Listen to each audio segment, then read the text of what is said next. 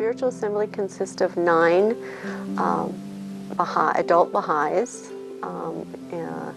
and their function is basically to act like the parent, if you will, of the Baha'i community, to oversee all the activities and, handle the fun. What else? Education. Community outreach. Just basically oversees the community. And what else is an assembly? Well, it is.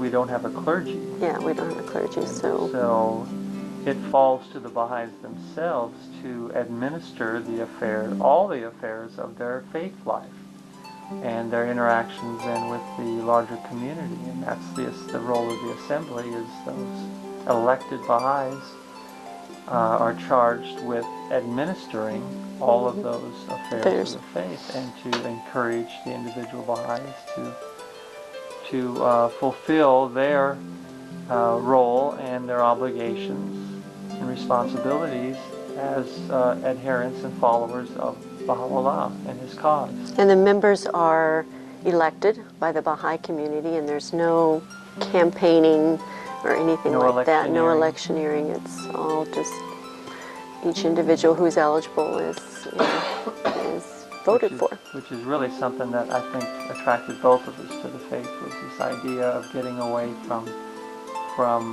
this self-promotion that is so rampant in the culture, and money talks, and it's the antithesis.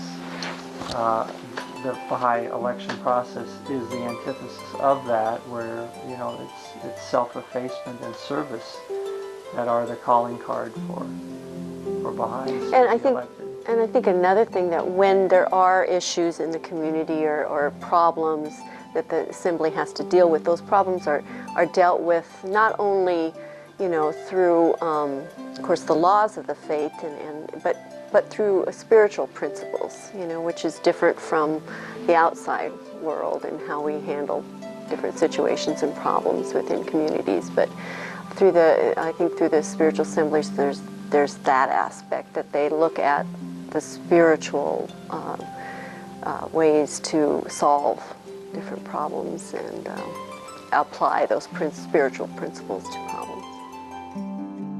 Yeah, Aurora was an interesting thing. There were a bunch of us who were out here. We were all waiting for certain members of the community to become 21 so that we could form this administrative body for the faith locally. And the community at large, the non-Baha'i community, was a little bit concerned about us because we were all young and we appeared to be something other than what we were. But when we were actually old enough of us, I was old enough at that time, my wife was old enough, I think there were 2 or 3 other people who were old enough, but we were waiting for, I think, 4 members to turn 21, which is the age you have to be. And when that happened, it was pretty amazing. It was all of a sudden we were legitimate, so to speak, in our own mind. I don't know if we were legitimate in anybody else's mind. It was exciting. The community, the friends were in each other's houses all the time. We sat on each other's porches and talked about our dreams and our children. A lot of us had little children at that point in time. It was neat. It was a neat time. In 1974, I was living in Omaha, and unattached, basically. There was nothing holding me there other than the Baha'i community there, but we were still pretty free and easy, my lifestyle. And we got a phone call, and we moved to Aurora to help form the first local spiritual assembly, which is the governing body of the faith. And we moved Labor Day weekend in 1974, and it was a surprise, not realizing that I would be spending my next 35 years in Aurora, Nebraska. That I never thought, but I believe that it's important to stay and to help teach the faith here. Although I wasn't on the original assembly, I did serve on the Aurora Assembly probably in the first 10 years, I believe. And I have to say that the impact, whether it had that impact on Aurora, I know the impact that it had on the Aurora Baha'i community, or the Aurora community altogether. That early assembly was incredibly unified. Despite our differences, we were very harmonious. We all had children growing up the same age. And I remember one time as we all sat around at a coffee shop, which was a regular event each Saturday, coming together as families and individuals, and then we'd go out from the coffee shop. And I remember someone saying, you know, how many Baha'is are here in Aurora? And someone was sitting there with us who wasn't a Baha'i at the time, but said, oh, there's about 100. And that was the impact of this community of 9, maybe 12 people had on Aurora. The impact it had on me, it was at a time of my life for me to learn consultation and to serve in a harmonious community that stays with me to this day, with not only in my Baha'i community, but also in my work life, in my family life. So I think these experiences that we had here in Aurora in its early years had an impact, across the board. Well, I grew up here in the Midwest, and I was actually a Wisconsin Synod Lutheran and a Missouri Synod Lutheran as I was growing up as a child.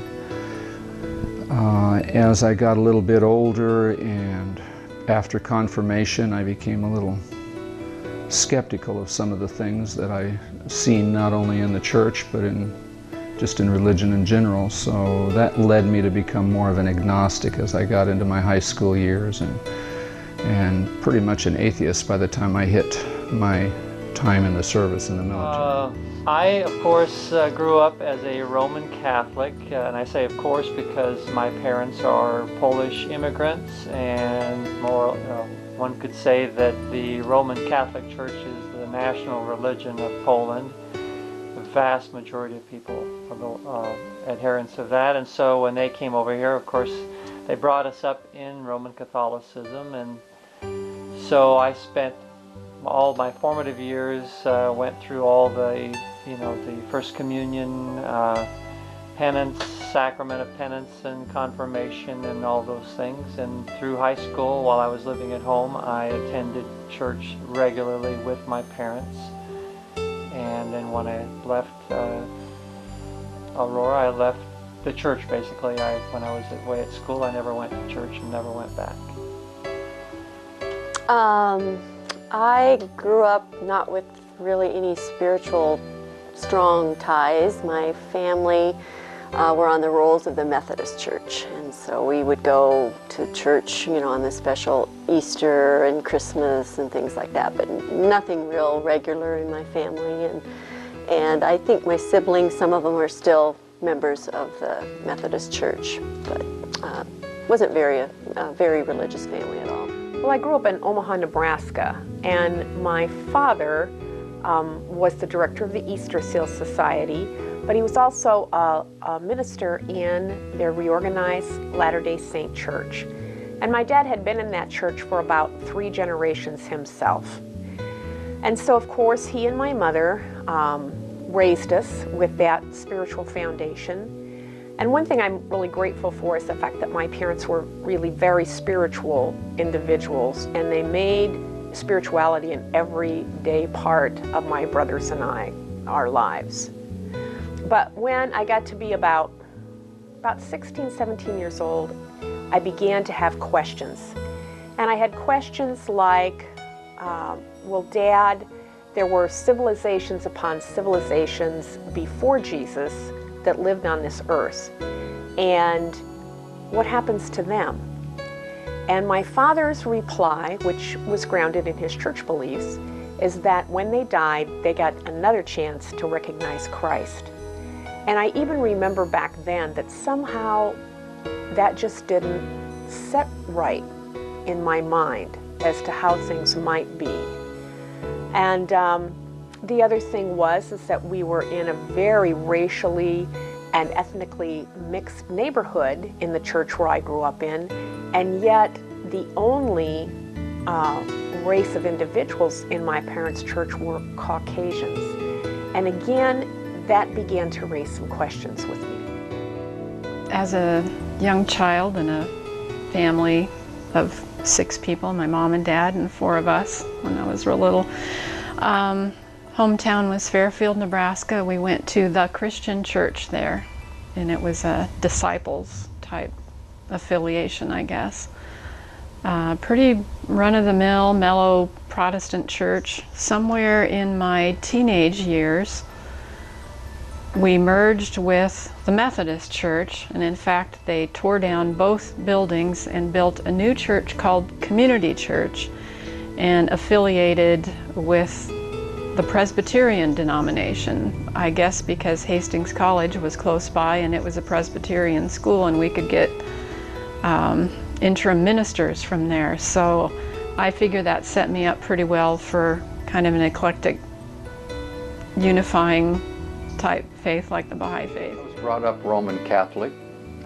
My mother was actually Congregationalist. She changed to being Catholic for the sake of marrying my father back in the 1950s.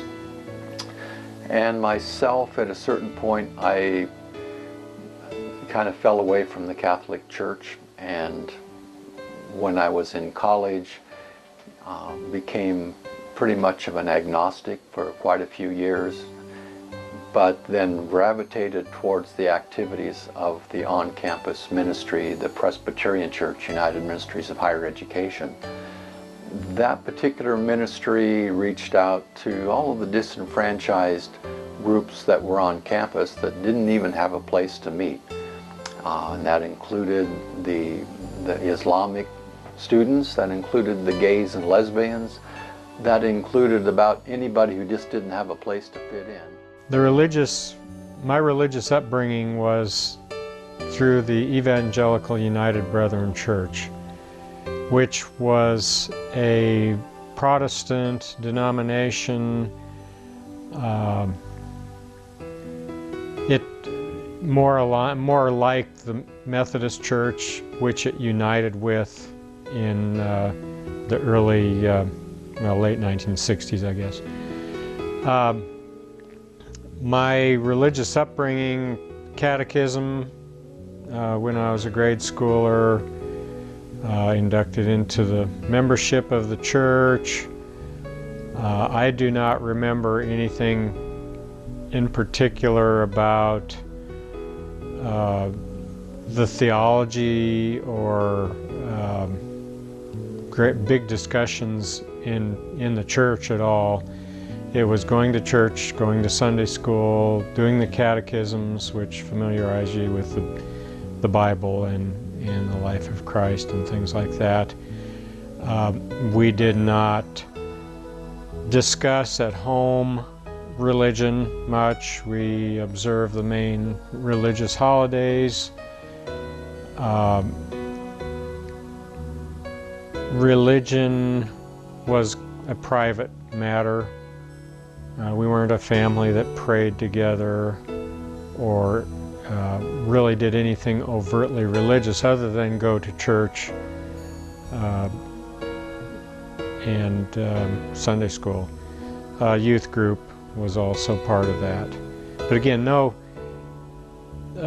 in terms of belief in the literal resurrection or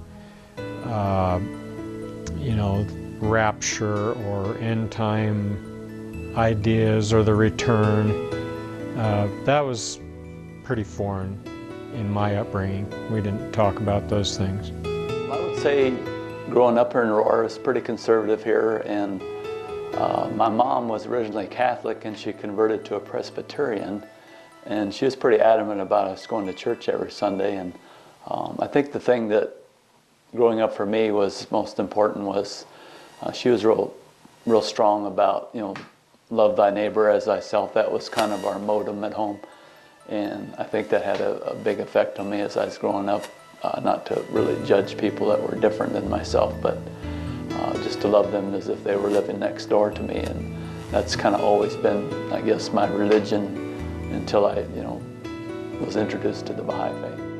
My father was a priest in the Syrian Orthodox Church.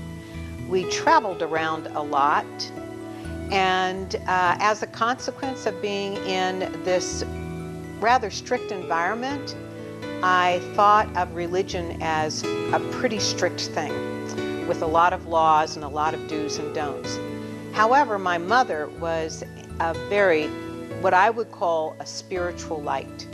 She studied all kinds of religions. She changed her religion when she married my father, and she was an example of someone who used daily prayer in her life, who judged people for who they were rather than what they were.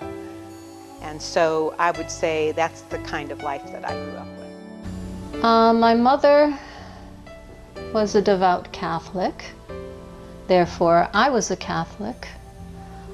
And my father was a very spiritual man. He didn't espouse a religion in the normal sense, in the traditional sense. And so I grew up with that kind of dichotomy. One was very firm, and one was just a man of faith and good heart. Faith has the solutions provided.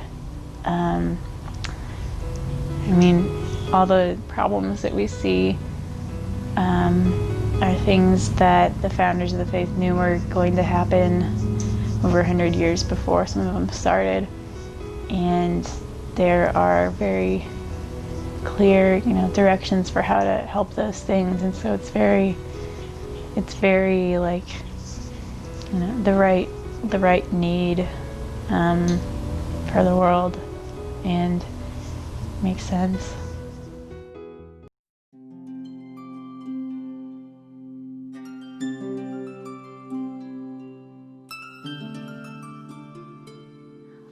Actually, was through John. I was seeing John at the time. I was very young, and let's see how young I was, but I was very young. And very pretty. Still is. Yeah. And he was going through this whole spiritual quest, and of course, knowing him and just being a part of a relationship with him was just this introduction to the Baha'i faith through John. So, and we had friends. He had friends. We had friends that we hung around with that were Baha'is, and so came to know the faith through him and these other people. And for my part, I first heard of the Baha'i faith through the musical group Seals and Crofts, and I think a lot of other people did in the 70s as well that became Baha'is because they were quite popular in the mid-70s. And at first, of course, I had no idea what it was about. The song East of Ginger Trees is the first time I heard the word Baha'u'llah.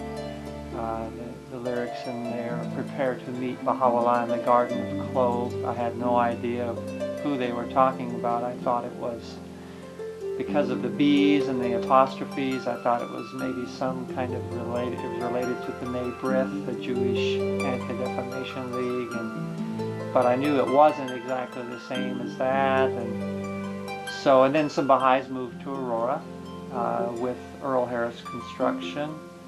Among them Hal Majori and Randy Marshall, Danny Pittman, and then later Ernie and Linda Oxner moved to Aurora. I think Larry Crater was in that first bunch too.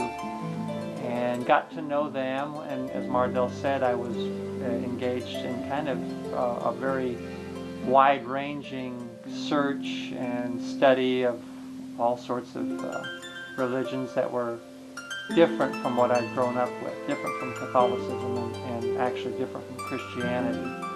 And so I became attracted to the faith because of its universality and its teachings. A lot of the things it was teaching just seemed to be so true that I became more and more attracted to it the more I learned about it. I lived in Lincoln, Nebraska for about the first 11 years after I got out of college. And when I lived in Lincoln, Nebraska, I pretty much had a very liberal lifestyle, had a lot of diverse friends of many colors and persuasions. And it just so happened that in the early 1980s, I moved back to Grand Island, the town of my birth. Now, the town of Grand Island was very much different than a college community, and I reacted strongly to the fact that there was a great deal of prejudice. There was with the Hispanic community there and so forth, and I heard that not only from the people around me, but even within my own family. And when I read one day that there was going to be a race unity celebration that was to be held in the park, I thought I really want to meet the people that are interested in race unity, and that of course turned out to be the Baha'is. Later on that evening, I went to a fireside and heard a little bit more about what the faith was all about and what these people believed. Well, after I got out of the military, I got into a mountain climbing accident in Las Vegas, or just outside of Los Alamos, New Mexico. And during that time, as this big piece of rock was coming down at me, I cried out to God, said, "Oh God, not yet," and became aware that I was not the atheist that I believed myself to be, that under a circumstance such as that, I cried out for help, to something that was beyond me or outside of myself. And so during the time of recovery, during the time that I was in a cast and had my jaw wired shut and things, I began that process of trying to understand what religion was a little bit better, and began reading the Bible a little more diligently than I had before. Started investigating other religions, reading the Bhagavad Gita and the Quran, and looking into all of the sort of the philosophical things that were popular at that time.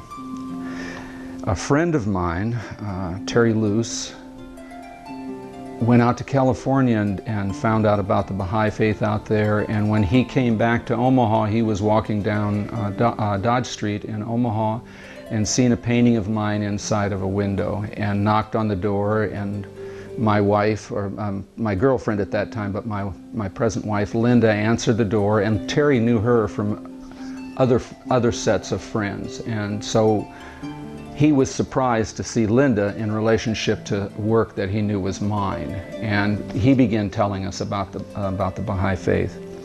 But that was the very early 70s, and there were a lot of other things going on, and it didn't really stick very well with me. I was more argumentative with him. I didn't really believe in organized religion. I thought religion was more of this internal spiritual thing.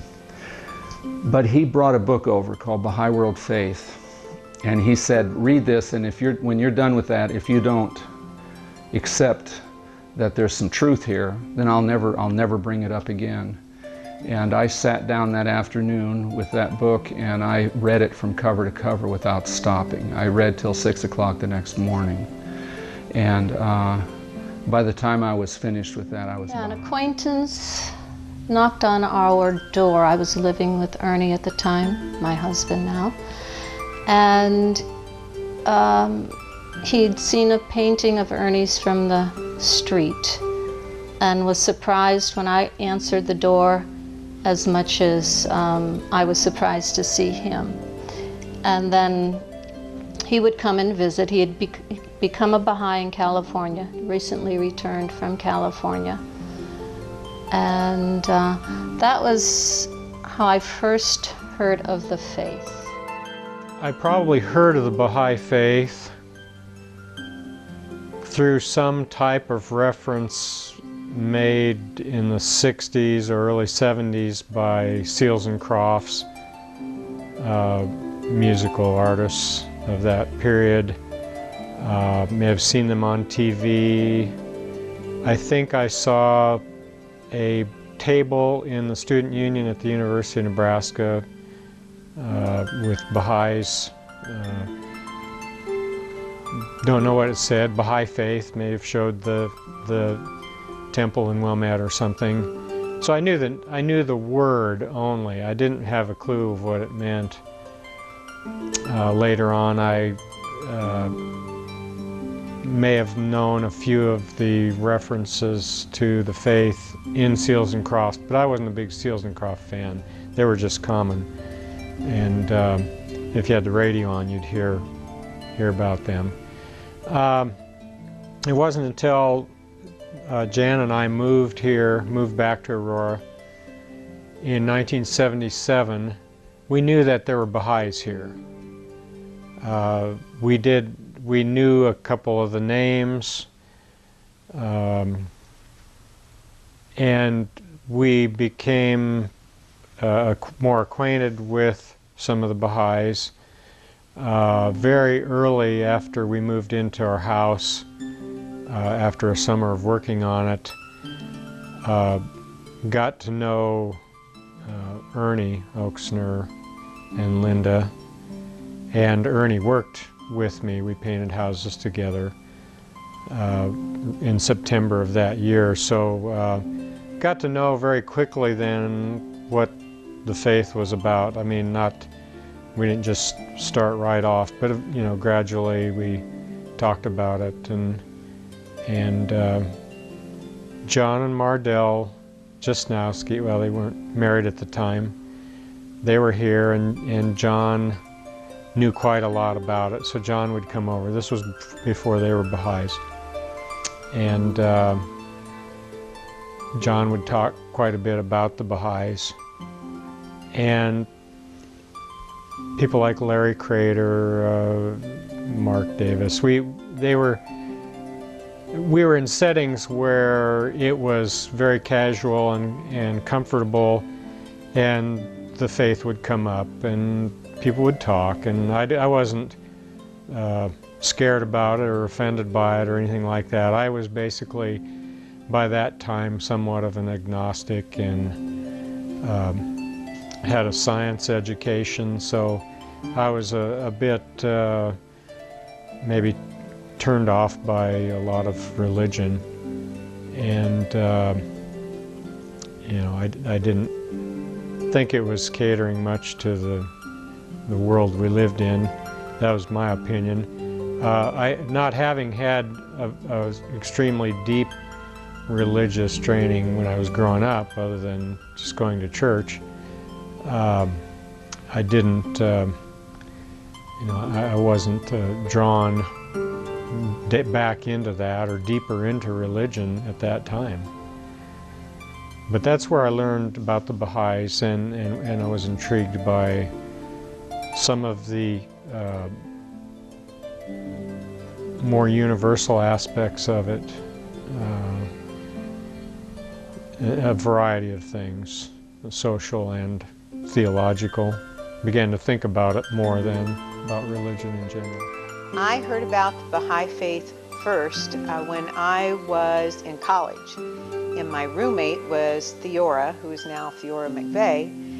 And she was a Baha'i, and I was very curious about it. I'd gone to a fireside. I was incredibly attracted to the fact that this was a faith that talked about racial harmony. This is again during times that I was protesting not only the war, but protesting for civil rights. So that really attracted me. But then I got married, and I went to visit my sister, who then had become a Baha'i, hearing about it.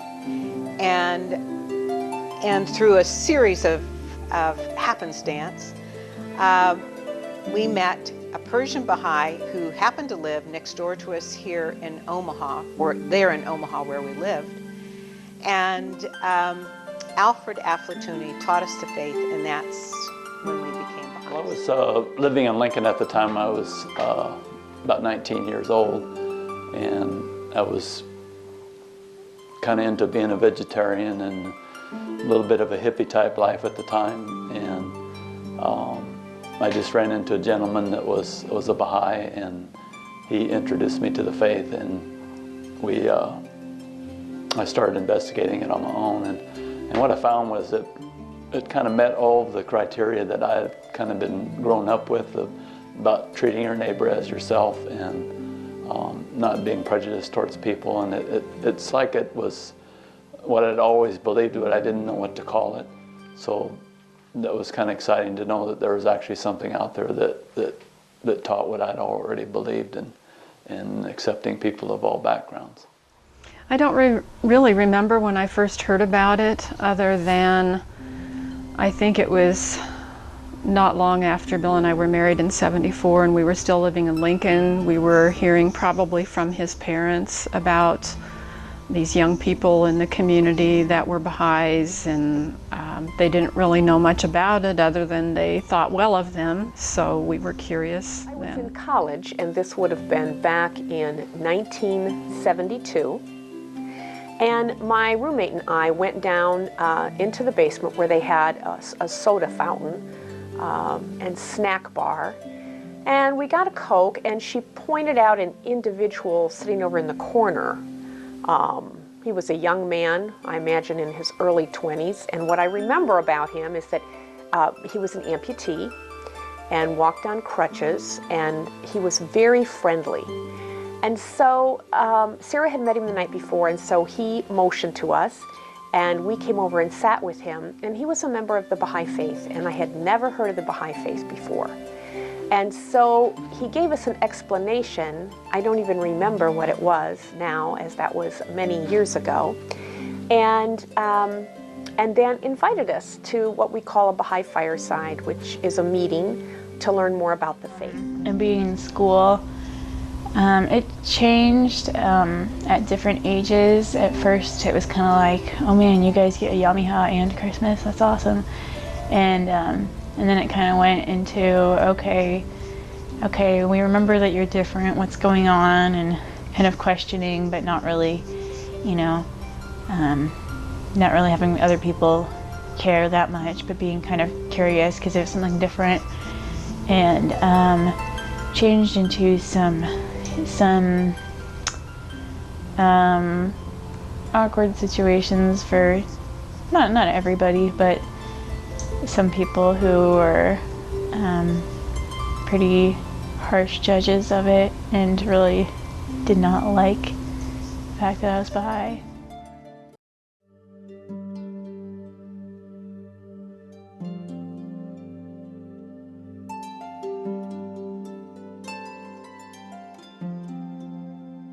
I was a child of the mid-60s and 70s during all of that upheaval in society. And unbeknownst to me at the time, I was practicing a principle of the faith called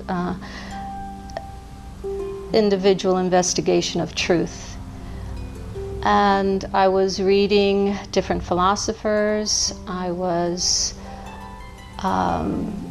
influenced by just different people, and I was questioning my foundation that I was given and trying to reconcile some disparities that I had growing up with my teachings, and also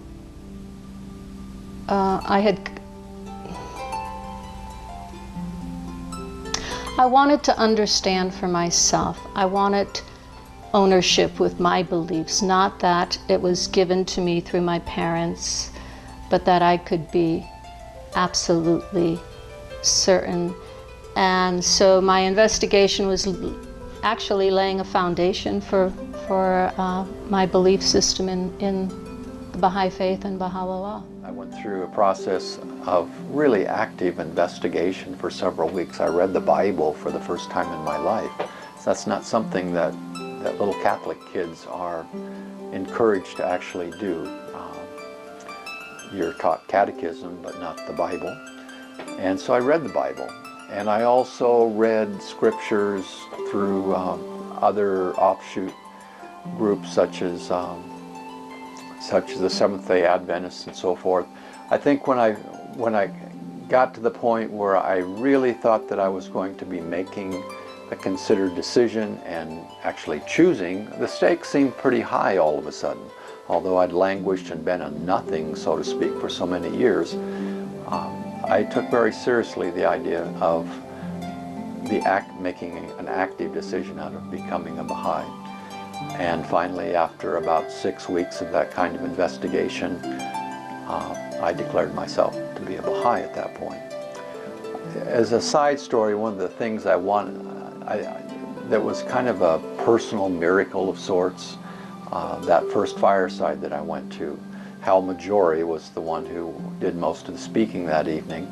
And at one point I asked Hal about the ring that he had on his hand. It was a Baha'i signet ring, and it has a little Persian symbol about representing the manifestation and the creation and God himself, 3 parts of the universe. And as he was explaining that, he took it off and he handed it to me. And the strangest thing happened to me at that point. I picked up this ring, and a feeling of warmth. I can't describe what happened to me, but there was a feeling of warmth which emanated from that ring. It was almost hot to the touch, and that crawled up my arm and just engulfed my entire body. Not having had a extremely deep religious training when I was growing up, other than just going to church, I didn't, I wasn't drawn back into that or deeper into religion at that time. But that's where I learned about the Baha'is, and I was intrigued by some of the more universal aspects of it, a variety of things, social and theological. Began to think about it more than about religion in general. As I heard these principles of the Baha'i faith, and I felt this sense of unity in the Baha'i community there in Omaha where I became a Baha'i, I just assumed that this is what I was, and I never had to declare my faith growing up. So I just assumed, okay, this really feels great. So it wasn't until my husband became a Baha'i and said, I'm going to declare. And I said, what in the world is that? And then he told me, and I said, well, I guess I want to declare too. And he really stressed, well, you shouldn't be because I am.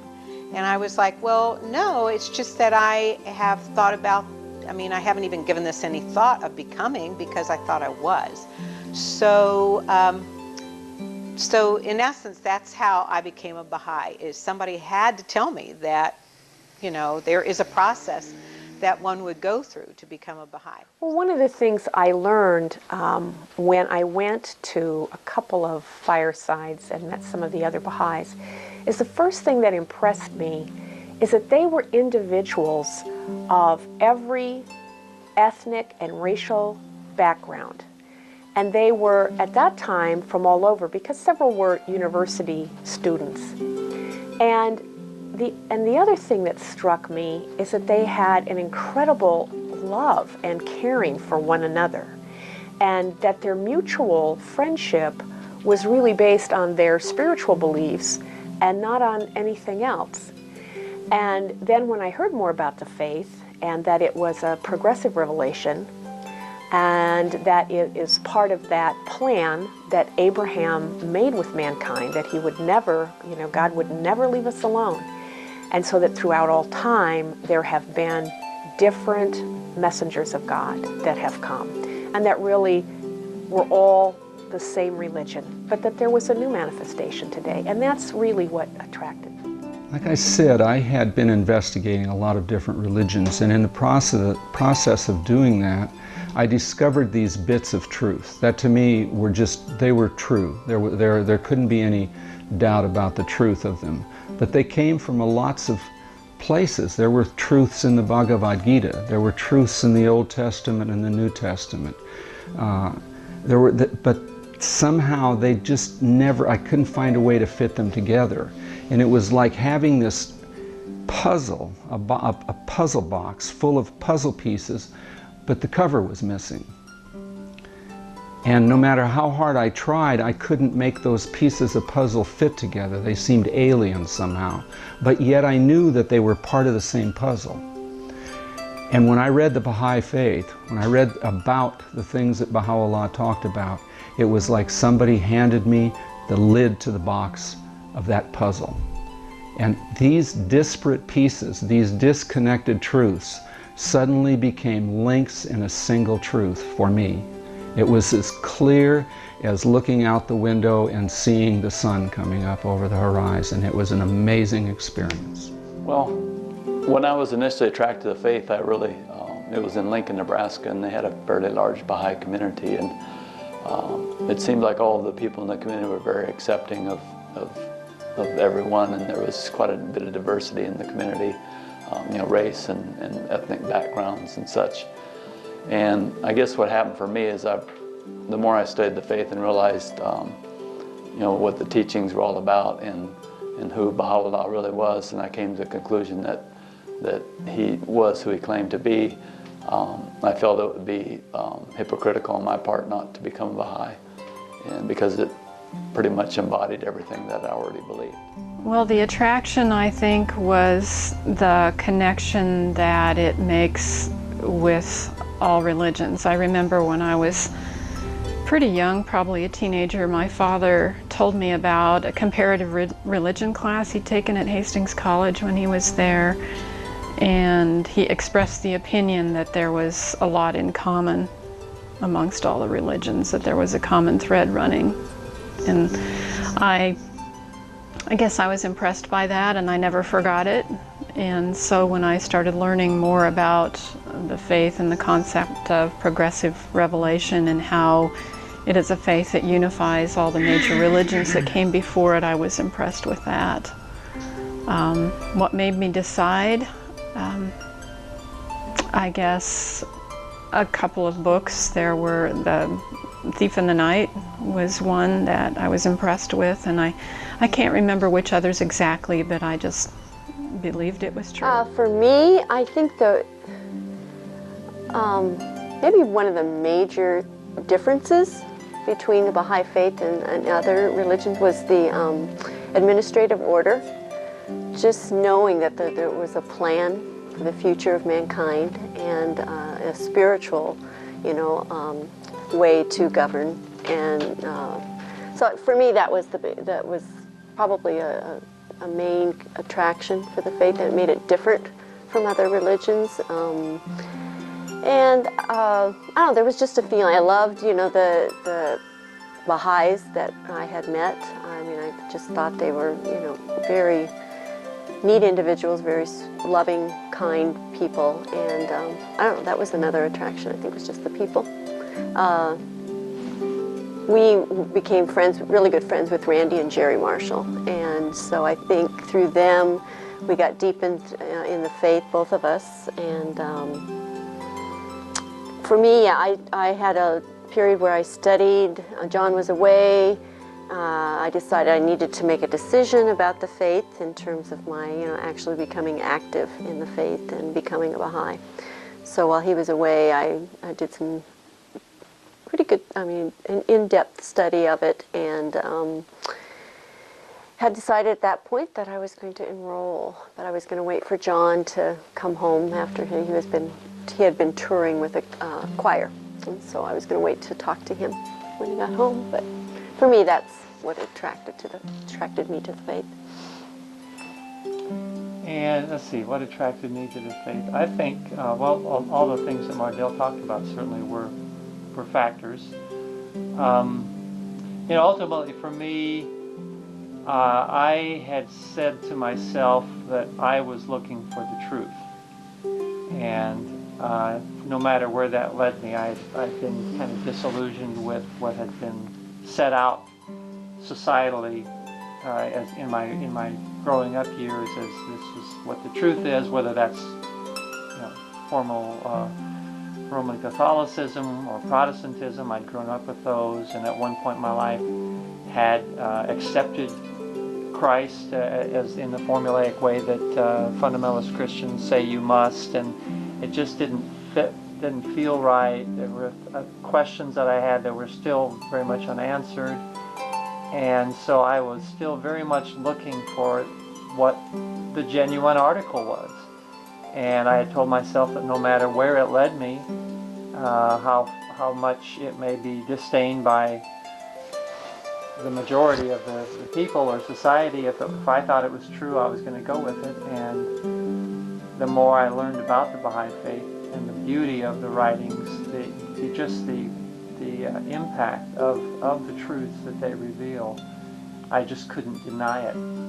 In fact, I had to struggle because one of the things I tentatively had decided that was true was that organized religion was not where it's at. I could not see being a follower of some other person. I thought I had gotten into this notion that every person could turn within themselves and find God within, and that we didn't need to have these organizations, religious organizations. And so that was a struggle for me to come away from that position. But gradually I came to realize that where I disagreed with Baha'u'llah, that the error was mine, not his. And so I eventually, in fact, Mardell and I embraced the faith on the same day. I came home from the tour, and I had also been studying because we kind of had reached the point where we had to either get off the fence. And so I had been studying the faith on this tour quite a bit and been reading a lot. I think I read the Dawn Breakers when I was on the road. And so we decided on the same day that we would enroll in the faith. I think it was in early February of 1980.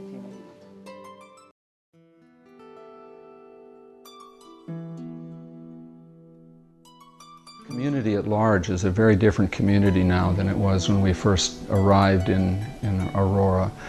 How much of that's a direct result of Baha'is being there, I would guess only God knows. We can speculate on that, and it's kind of fun to do that. But I'd hate to say that. I know that the community now is a more inviting community than it was when we first came here, that there was a considerably larger amount of racism. It was a little harder to be different here than it is now. There are mixed marriages in town. There are some members of other races other than German and Swedish that live in Aurora now and are accepted and embraced. And I'd like to think that we had something to do with that, because we certainly have talked about those dynamics with everybody in town over and over again and had things in the newspaper. But whether that's the case or whether it's because those things in the world at large have changed in the last 35 years is really hard to say. For the size of town that Aurora is, it's a very progressive community, and I feel that there is a spiritual reason for that, and that the fact that the Baha'i faith is in Aurora and has been here that many years has provided a spiritual impetus to the town, which helps it sustain itself and grow in other ways. And if you compare Aurora to many of the towns up and down Interstate 80, it's a very, very progressive community for its size. And I feel the Baha'i faith has had a significant impact on the reason for that. I think we've had kind of an arts and sciences impact, just because of it just happens to be in this small community. There's people interested in art, music, performance arts, sciences with Prairie Plains. So I think we've offered, I don't know, some influence that way in the community with getting more things like that to come here and getting people more involved in the arts, that sort of thing. Every now and then we hear things, or somebody will say something to, oh, I thought there were more Baha'is than than that, 12 or whatever there is now. And so every once in a while I think that we do, have to realize and think that, oh, maybe we are making this, even a small impact, and the fact that our kids have grown up together and in the community with other kids, and we've made that kind of impression in the school system, and I don't know, it just we hear it every once in a while about us, and in the future I hope there's I hope it's still here. I hope we can still maintain a Baha'i community here. And I think that the impact that the faith has had is probably